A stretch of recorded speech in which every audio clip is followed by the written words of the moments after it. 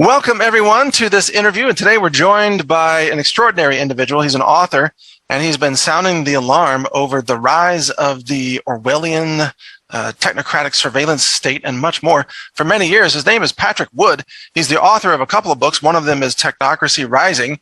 His website is technokracy.news, and he joins us today to talk about all the evidence of what's happening that he's been warning about and where this is going and maybe how we can stop it. So, Patrick Wood, welcome to the show. It's an honor to have you on, sir. Good to be here. Thank you for inviting me. Give us a quick background, kind of an overview. What do you mean by technocracy, just for those who maybe aren't well read on this subject? You betcha. Technocracy is a historical movement that dates back to the 1930s. And a number of scientists and engineers at Columbia University, places, decided that they would build a brand new, or architect a brand new economic system that the world had never seen before in order to replace capitalism and free market economics, which they were certain was dead. It was the Great Depression, and they thought, well, it's over, it's curtain. So they rose up and said, we're going to do something better. And I won't say they said, we're going to build back better, but that's kind of what the theme was, right? Yes. They were going to make a new economic system. And it was a resource-based economic system. It looks a lot like sustainable development does today, which is also a resource-based economic system. But, engineers run factories with great precision, but society is not a factory, nor are people, the gears in the factory, the belts and whatever. And so they realized people were very unpredictable and difficult to control. So they majored also in what they call the science of social engineering, trying to get people to behave and do what they wanted to do in this great, grand utopian system that they created. So that's kind of where this thing got a start. But fast forward, today it's being played out with incredible detail. And it's not looking like it's going to turn out very good. Of course, people knew that back in the 30s and 40s, too. That's why they rejected it back then. But it's back, and here we are.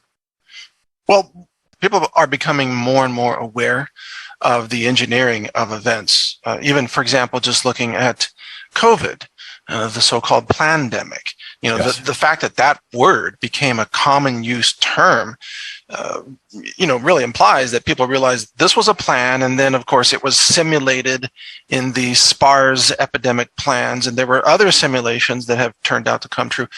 It's a lot of people get the feeling, I've even used this description, that we're living in a kind of a giant Truman Show world where everything is staged. To what extent is that accurate in your view? I think it is. I declared back in 2015 war on technocracy because I saw where it was going.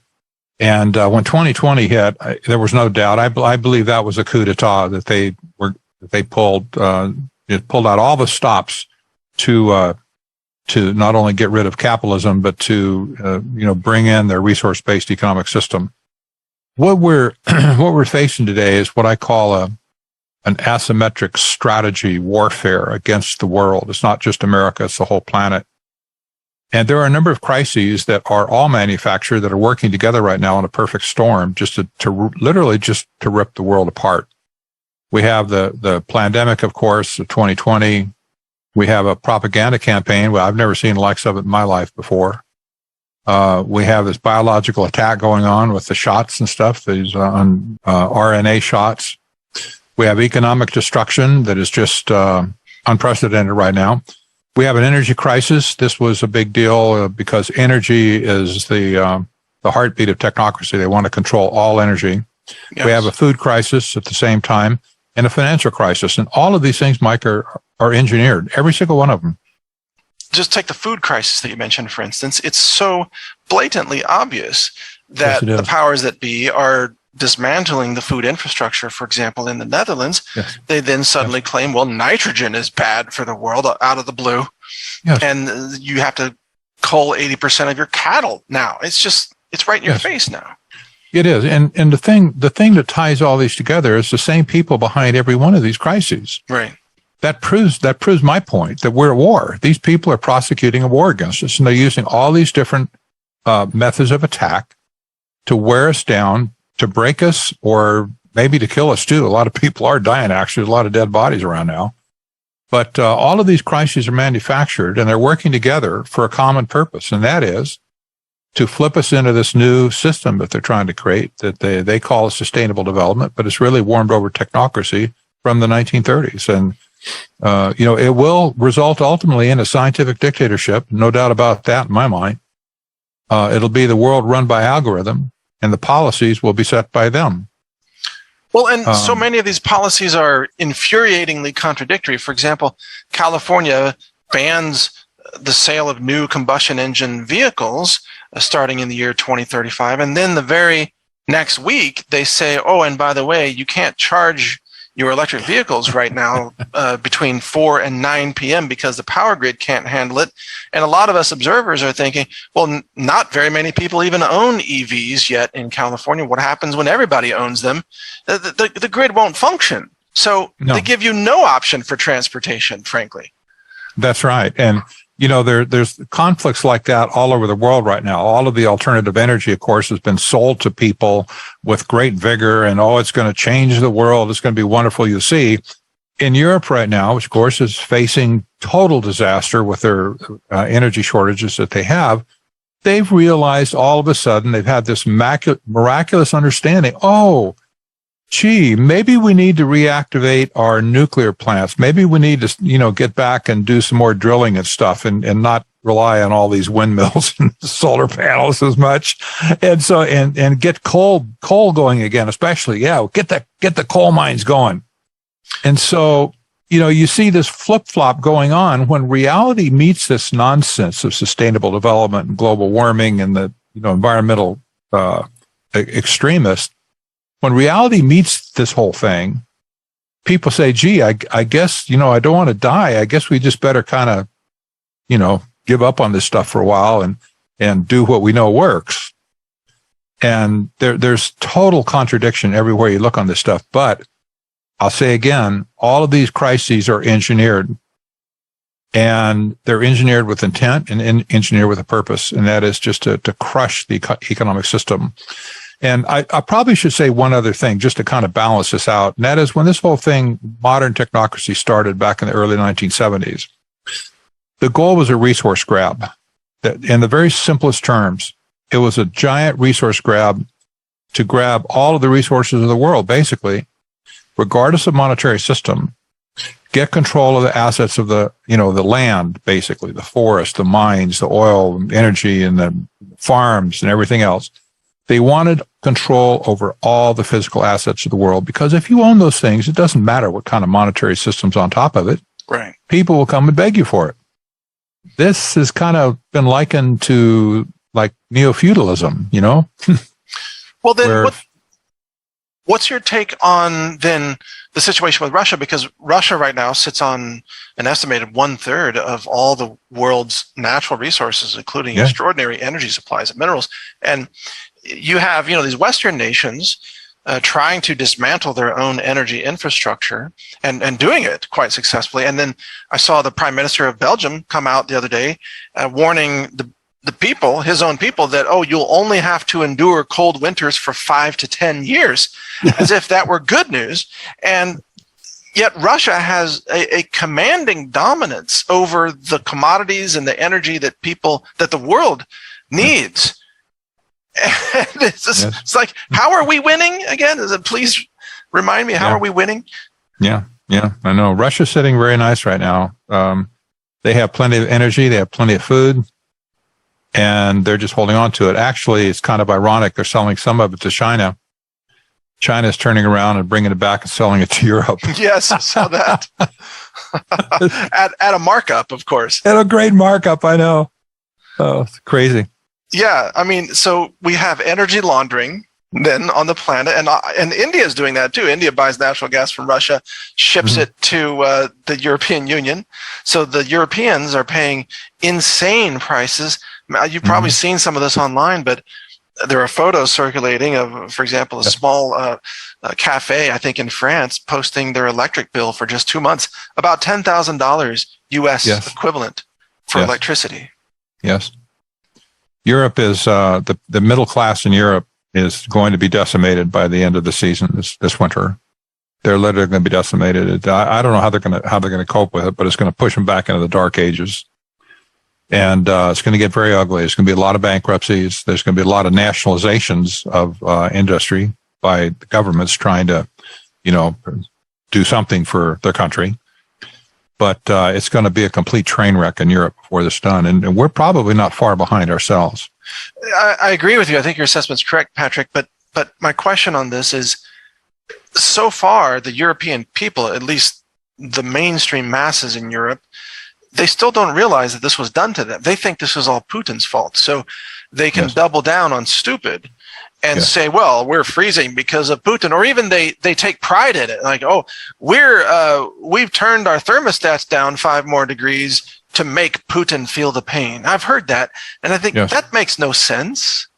No, it doesn't. It's almost like something like the Stockholm syndrome is working with some of these people. Honestly, I can't explain it, some of it, any other way. But, they have been brainwashed over a period of time to think that this whole sustainable development stuff is, God's gift to the world. And it's going to be utopia if they can just get over the hump and get it, implemented. Everything's going to be good. But that's not the way it is. The grass is not greener on the other side of the hill. It's plastic grass. and they're finding that out. There's no enjoyment. There's no future on that side of the hill. Is there any point where the lessons are learned? And that's the very disturbing thing to me. Even let's talk about finance for a second. So endless money printing, but causing inflation, but they cite MMT and they say, well, the inflation must be coming from Putin because it couldn't be coming from printing money. So they always have these parallel false narratives, and a lot of people believe them. Yes, they did. You remember probably when George Bush Sr. Stood up in front of the United Nations and talked about the new world order. Sure. And he said, and we will implement it. What very few people really see, and understanding technocracy is key to this. This has been written about by scholars like Zbigniewa Brzezińskiego, by the way. You have the age that we're in right now, which is kind of an interim age of globalization. And I've studied this globalization for 45 years. I know it very well. I know all the ins and outs of it and stuff. But this era of globalization that we have known, that you and I have known, maybe just go back 20 years. That new world order is gone. It's going to be gone. Let's put it that way. The actual end result of, the final world order is still ahead of us. So in order to get there, this existing world order has to be destroyed.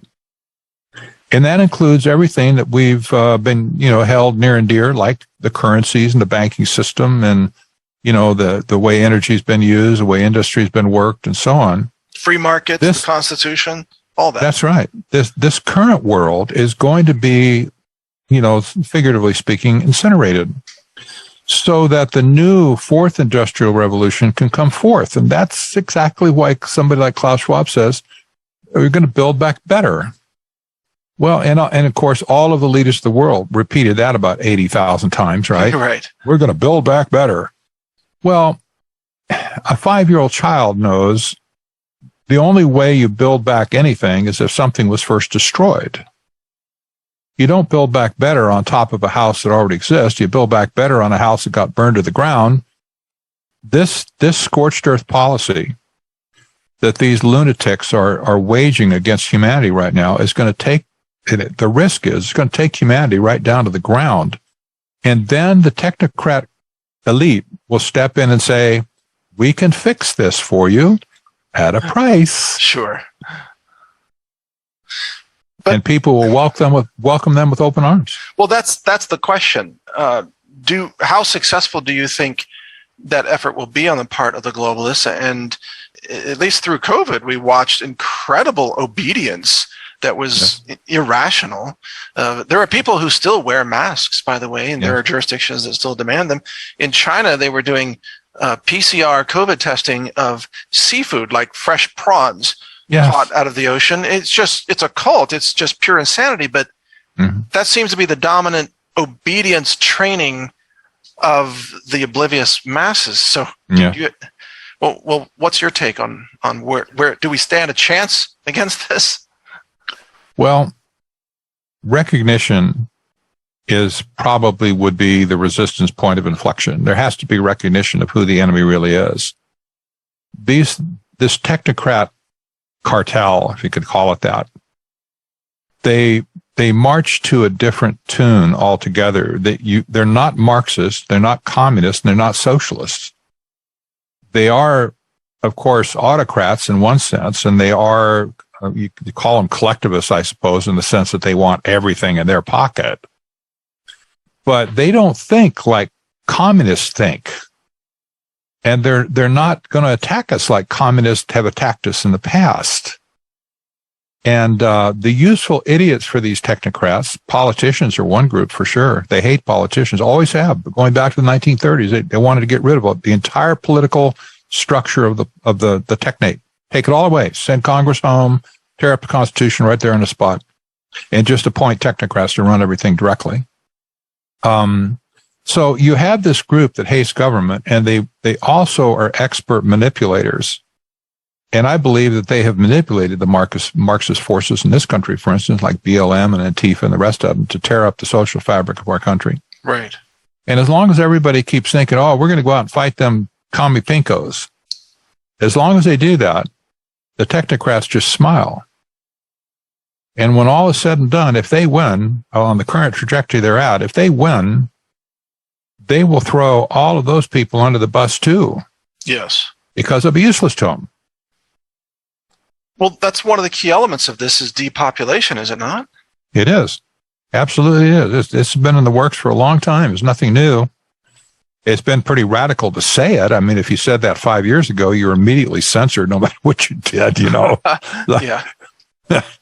But it's pretty obvious now. Well, in their own talking, I mean, you look at Harari now, just talks about, oh, we're at the end of the usefulness of the human, just right out of the open. And you have the rise of automation. You've got, automated trucking and transportation systems coming online. You've got Amazon wanting to replace all the warehouse workers with robots. So there's all that.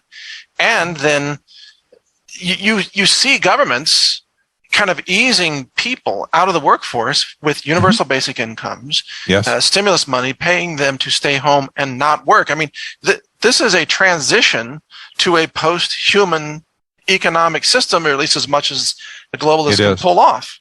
It is, absolutely. Yeah, you're absolutely right. And there are two parts to this great reset. One is, of course, the fourth industrial revolution, where it's just the remaking of society in terms of economics and social structure. The other part of it is transhumanism, which is the transformation of humans themselves. And the idea would be, why would you want to take old humans and put them in this new utopian system that they're building? In their mind, they need to reset the whole thing. So the Great Reset is usually interpreted as being, they're going to reset the world economy or something. Or they're going to do some portion of it, like they're going to have a new digital currency or something. But if you look carefully at the World Economic Forum literature, you'll see both transhumanism and the sustainable development are working in the same, they're working in the same channel. They're going to reset the whole world. Right. Now, when they got the first needle in the arms with messenger RNA, it was game on for them. Game on. That gives them the ability to modify the human functioning. And I don't want to just say DNA, but they're now getting their hands on the autonomy of your body. And this is frightening beyond belief. I mean, it really takes you back to Nazi Germany days with all the experiments and stuff they did on people and all the people they killed too. Yeah, absolutely. And where do you think they want the human population to end up? And are there certain groups that they want to keep around and other groups that they want to completely eliminate?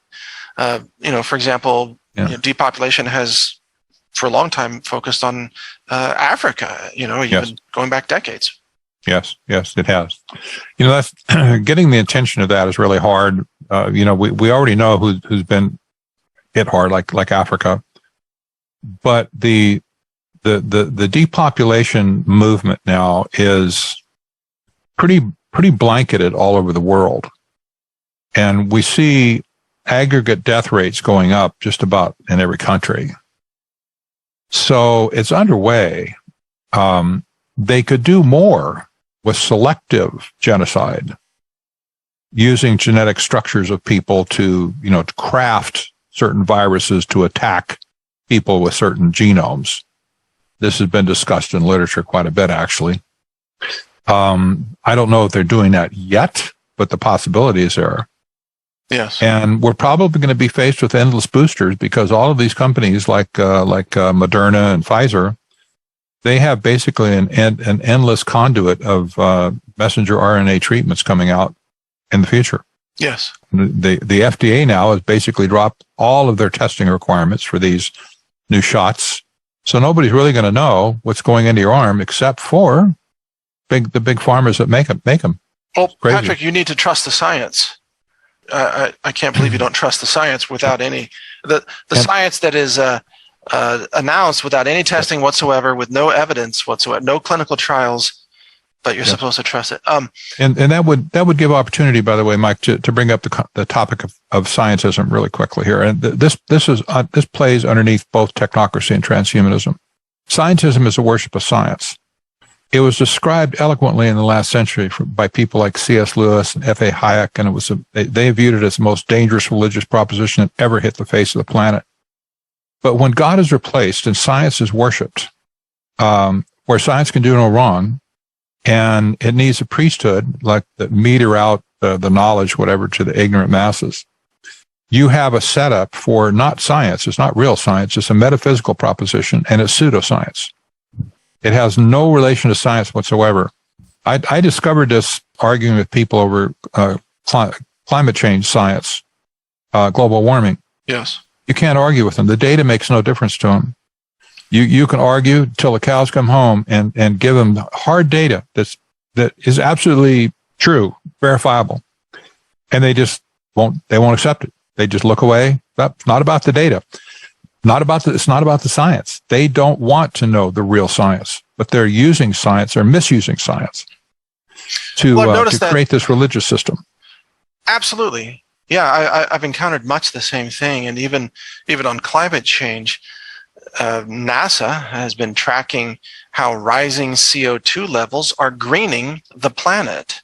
With more rainforests, more flowers for pollinators, more grasslands in semi-arid regions. So as CO2 goes up, carbon dioxide turns the planet green. Yet we're told exactly the opposite. We're told people think that carbon dioxide is poison to plants somehow. Yes, they're so ignorant. It's just unbelievable. This has been brainwashing. When I was young, we had these new type of farming called hothouses, where they were growing tomatoes inside these huge Quonset huts that had this plastic material on top, and the sun come through. And the first thing they did when they built these things, they put CO2 concentrators at the end of it, blew it in with fans. Right. And oh man, you should have seen those tomatoes grow. It was amazing. I remember as a kid. And you know what? Not one worker ever died inside of those hothouses, and they were in there all day long, sometimes for 10 hours at a shift. CO2 is the limiting factor, actually, in the photosynthesis for the tomato plants. Yeah, it is. It is. All right, so just moving on here, we have a few minutes left, but when people visit your website, technokracy.news, you've got a lot of stories and so on. Can you kind of give us an overview of what are people going to find at your site, and what do you try to cover in terms of articles and podcasts and such? I keep my topic is limited to technocracy and transhumanism first off, but I curate stories from all around the world. I try and keep it simple for people and just give 3 a day. But I scour the news and stories and stuff from all over the place, and I got a bunch of sources I look at every day. And the idea is I'm painting a picture. I'm trying to curate a picture for people to understand what technocracy is, not the way I write it, although I do write a lot of articles and stuff and books. But I want people to see what they are saying about themselves. So I carry stories, for instance, from the World Economic Forum directly, and I'll make my own editorial comments at the top of it to give perspective and context. Yes. But, I've been doing this now since, I don't know, years. I've got almost, I think probably 6,000 articles now that have been indexed, categorized, It's a research gold mine if anybody wants to dig into it. There's tons of stuff there. Yeah. No, I love your website, and that's why we're indexing it, and we're actually republishing some of your stories from time to time. Yeah. You've also got your books. Tell us about the books you've got, or the most recent book in particular. Yeah, the Technocracy: The Hard Road to World Order was a little bit more to connect the current dots. My first book was a little bit more theoretical and kind of broad brush. The second book kind of connected a lot of dots for people. My current book that I'm writing right now, and I'm just halfway through, I'm serializing it on Substack at patrickwood.substack.com for a small fee, monthly fee. And I'm hoping to have it out 3 or 4 months, though, certainly maybe by Thanksgiving even. But it's going to be relating transhumanism and technocracy together for the first time in a comprehensive way, a comprehensive look. And this is the full court press that we're facing right now in the world. And as I said, these people are prosecuting a war against us. There's just no realization that that's really what it is, or how evil it is. But, if Russia attacked us, if ships showed up, or if China attacked us and ships showed up on the Pacific coast and they offloaded, 100,000 troops, well, we would know, we're being invaded and we better fight back right now. But this has been a stealth invasion so far. It's been brilliant on their part, absolutely brilliant. But it's more effective than anything that could ever happen by somebody landing troops on our shores. Well, you make a really important point. Humanity will resist a kinetic assault or a roundup attempt or a Nazi-style, gas chambers or whatever. People will resist that. But if you convince them that they have to shut down their food, their energy, their fertilizer, their freedom, their money, and you make them feel like they are progressive to do these things, then they will assist in their own suicide, and they will even smile as they die. Yes. There will be some people that come out of this, I believe. A prediction made by Steve Bannon several months ago was that the 2024 election cycle, if hopefully we're going to make it to that, right? But the 2024 election cycle, he said the biggest issue on the plate is going to be transhumanism. And that is going to be the issue that is argued and discussed about in that election cycle. We've got a long ways to go, but I'm getting more and more convinced he's right. That, people are waking up to the pain of losing friends, losing loved ones, family members and stuff to this stupid shot. And I hear stories every day of people who come out and they repented. They regret that they ever took the shot themselves. And a lot of people are wising up. They don't really know what's going on yet, but they're wising up. Yeah. A lot more people asking questions now. So that's the final question for you today is, as the globalists accelerate their pressure on humanity, it seems like they run the risk of causing a mass awakening because of the speed at which they're doing all of this. It seems like they've accelerated their plans quite a bit. Agenda 2030 has become essentially Agenda 2023 or something. Right. Would you agree with that assessment, or what's your observation? I would. There's a dynamic going here where I think they are caught a little bit by surprise by the resistance that's taking place around the world. I think they're going to see a lot more of it. I think there's going to be, in Europe especially, there's going to be riots in the street like they have never experienced in their history. Yeah. That's going to rattle them to the core. Now, I don't know what they're going to do with them, the people in the streets, but they're going to try to crush them. I mean, it could get really, really ugly in Europe. But they have accelerated their plan. You're absolutely right. We used to be 2030. They're saying, we got to hurry up and do it faster. And they are doing it faster right now. And I believe that's the source of all these different attacks. These are all created crises. They're artificial. And it's the same group all across the whole spectrum that's doing this to us. I mean, what does that tell you? It's engineered. They're prosecuting a war against us. Indeed, they are. They're doing it very effectively. And I'm very happy, though, that people like you, Patrick, are on the scene, awakening humanity, informing people. I want to encourage people to visit your website, technokracy.news, and also to check out your 2 books that are out. Technocracy Rising is the one that I have. What's the other one again? Well, it's Technocracy, The Hard Road to World Order. And I also have to mention, it's back in print. I co-authored Trilaterals over Washington with the late Professor Anthony Sutton. Okay. All right. Well, fantastic. Thank you for taking the time to join me, especially kind of late night like this. It's much appreciated. And I think people will really enjoy the information you've shared with us here. Yeah, my pleasure. Anytime. All right. Take care. Yeah. Patrick Wood, thanks for joining us.